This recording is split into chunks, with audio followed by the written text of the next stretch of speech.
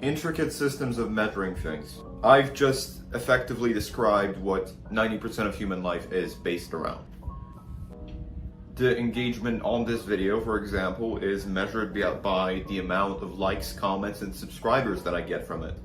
The worth of your car is based on how many miles you've driven it and how long you've had it. It's also based around how old the model of the car is. The worth of real estate, like your house or an apartment or another sort of property, is measured by what type of place it's in and how long it has been there. Those factors determine how valuable it is to the market or other people at large. And money itself is just an intricate system of measuring something. So it makes sense that in a world based around intricate systems of measurement, school would intricately measure you. And in the United States, where I live, imagine, school measures you in two ways, mainly. These will be standardized test scores and GPA. Your GPA is your grade point average, which usually goes from 0 to 4, though in some cases it exceeds 4 because of weighted courses. For example, in some high schools or even middle schools, GPA is calculated on a 0 to 4 scale, and you'd be given a 4 if you got an A, a 3 if you got a B, a 2 if you got a C, and a 1 if you got a D. Then if you failed, you would get a 0, which would pretty much just tank your entire GPA. But some courses are weighted 1.5 or even 2 times the average amount.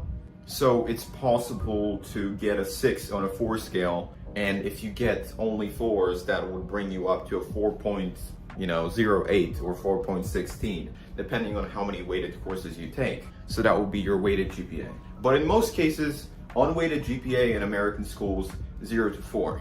And depending on whether you fall in that 0 to 4 range, your worth as a student will be determined. Standardized test scores are another way of measuring your GPA.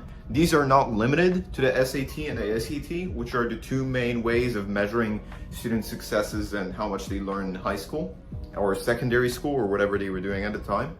But also standardized test scores are often used to measure students' progresses in a course that they're taking specifically from a standardized test maker. So AP exams from College Board in the United States would be a good example, because you're taking a class designed by the College Board and you're taking a standardized test to see how well you compare in, I guess it's supposed to be your knowledge of the class against all the other students in the United States. And these scores are often very ambiguous because you're not given any feedback on how well you did on the exam at all. So you could literally receive a 1 on the exam and you could never be told what you did wrong, even though the exam was a breeze and you completed it early and you felt like you passed all of it and you did really well. And I am one of those people that had multiple cases where I've gotten a 1 in an exam I thought was really easy. I'm also one of those kids that never did too well in their normal courses and would get a bunch of 4s from classes like history and English, which I was usually good at, and then get a 0 from a class like math, which I simply didn't understand or wasn't caught up with the work in. And then my GPA would tank. Intricate systems of measurement are mostly used in the modern day to track your discipline and obedience. Discipline is a virtue. Obedience is a virtue in some cases. Obedience can be converted to loyalty. If obedience is done in the name of loyalty, then congratulations, you're a noble soldier, sort of. But if obedience is done in the name of being obedient and licking daddy's shoe and just sort of going along with everything that they tell you and complying with every stupid policy that is laid out there, that is not the type of obedience that you should be going for in life. Many people forget that you really only have one life. You're dealt certain genetics and you need to do the best that you can with that set of genetics. And intelligence is determined by both factors of nature and nurture.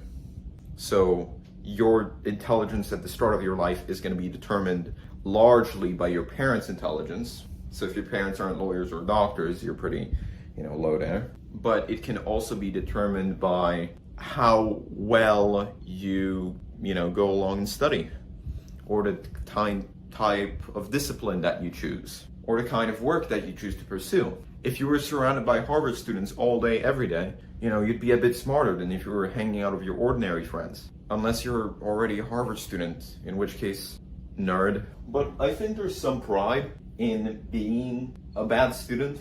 Obviously going along and saying like, I don't care about anything and school is stupid and everyone is stupid can only get you so far in life.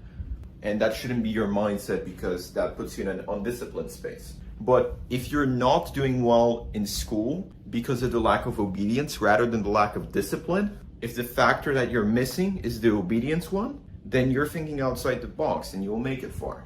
The mistake that some people make is that they think they can just follow along with the obedience, not have any discipline, and then they get dissatisfied from the results that they have, and that's why they do bad in school. And they think, oh well, all these successful people did bad in school. Yeah, but they did the complete opposite way that you did. It's like graphing separate results on a political compass. Somebody can have the total opposite results from you, but because both of your scores even out to 0, you will both land in the 0. So you will be in the same exact space on the chart, even though your beliefs couldn't be farther from one another. And this is where those intricate systems of measurement sort of start to like collapse and go to shit. I guess what I'm saying is, if you're doing bad in school, you need to just sort of analyze what you're doing bad at in particular by taking a step back.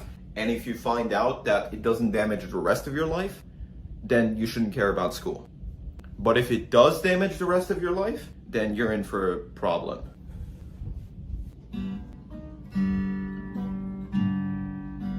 They don't teach guitar in school these days, do they?